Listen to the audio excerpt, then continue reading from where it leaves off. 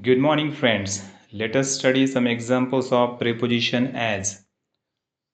First, she works as an accountant. She works as an accountant. ती लेखापाल म्हणून काम करते.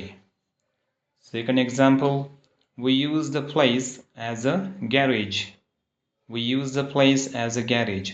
आम्ही ती जागा गॅरेज म्हणून वापरतो. He gave me the bike as a gift. He gave me the bike as a gift. त्याने मला बाईक भेट म्हणून दिली. We use the basement as a storage room. We use the basement as a storage room.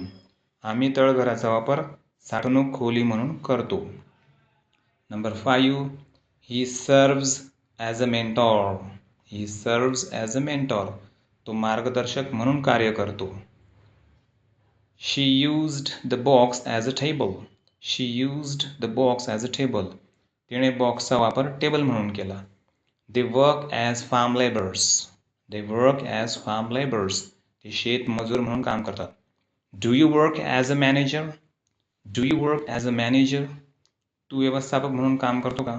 मित्रांनो, हा video आवडला असेल तर लाईक करा, शेअर करा, सबस्क्राईब करा. स्वतः मात्र दैनंदिन भरपूर सराव करायला अजिबात विसरू नका. You have to read these sentences again and again and practice more. Thank you.